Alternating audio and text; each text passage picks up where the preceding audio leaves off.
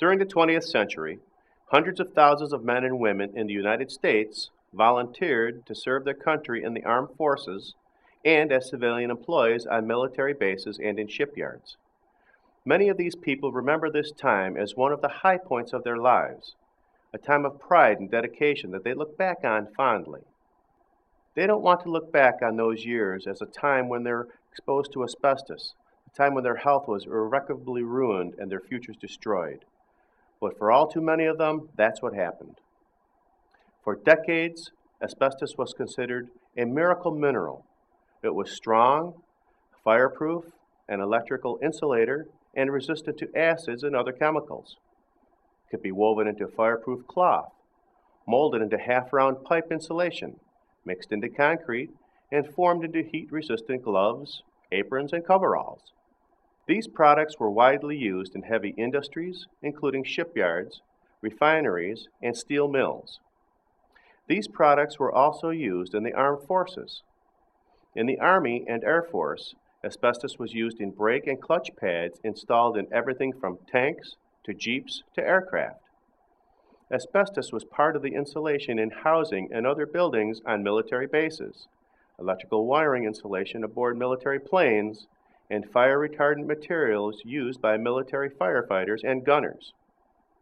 In the Navy, Merchant Marine, and Coast Guard, it was even more widely used, mainly as a thermal insulation aboard ships. Asbestos was considered so vital to the nation's security that the Navy issued specifications in 1939 requiring its use in newly constructed naval vessels. Almost 300 different asbestos-containing products were used in shipbuilding during World War II alone. Much shipboard work was done below decks in cramped and unventilated engine and boiler rooms. These enclosed spaces trapped asbestos fibers so that they floated in the air like a white fog. Sailors and shipyard workers breathed that fog as they fought and maintained their ships. They worked without respirators because they knew nothing of the dangers of inhaling asbestos fibers.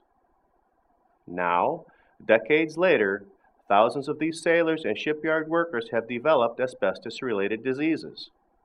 Some of these sailors and workers continue to work in asbestos industries after their military service, as insulators or pipe fitters or other craftsmen. Still knowing nothing of the dangers they faced, these workers breathed millions of asbestos fibers every day. It's no wonder that so many of them developed asbestosis, asbestos-related cancer, and mesothelioma. But even those who left the industrial sector for different lines of work were not safe because they took the asbestos fibers they had already inhaled with them. Former sailors and workers whose only asbestos exposure was during their military service or while working in the Navy shipyards have nevertheless died from mesothelioma.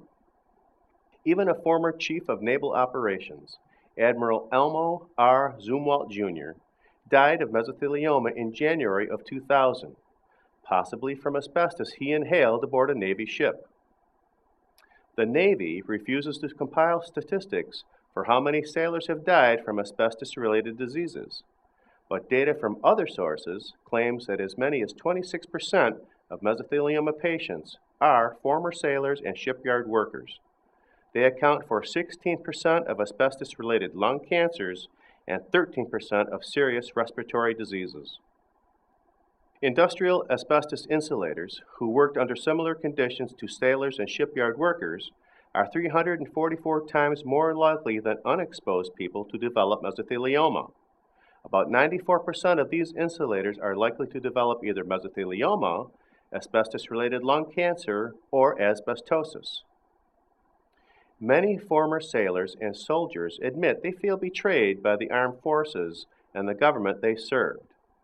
There is evidence that the Navy knew of the dangers of asbestos exposure as long ago as 1922, when it recommended respirators for anyone working with the fibers. Navy corpsmen were instructed in the dangers of asbestos in the late 1930s. In 1943, the Navy set minimum working standards for shipyard workers exposed to asbestos, requiring respirators and ventilation of dusty areas, but did not enforce them.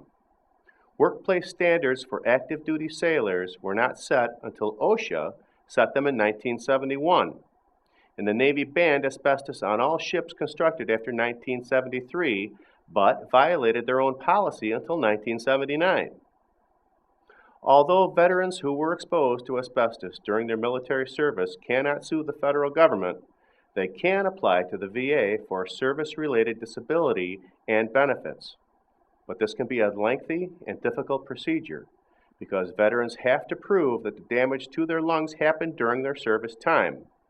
It can be extremely hard to prove something that happened so many years ago, and fewer than 1/3 of the veterans who apply to the VA for disability payments actually receive them. They can also file civil suits against the asbestos manufacturers, but many of these former industrial giants have gone out of business or filed for bankruptcy protection against the thousands of asbestos-related lawsuits filed against them across the country. Thank you for watching. This video was produced by Asbestos.Net, a leading resource on all aspects of asbestos and mesothelioma. Our priority is to inform victims about the devastating effects of asbestos exposure, mesothelioma, asbestos cancer, asbestosis, and other asbestos-related diseases, and to advise them with a wealth of information. Individuals whose lives have been touched by mesothelioma have numerous questions and concerns. Their caregivers and family members also need accurate, reliable information.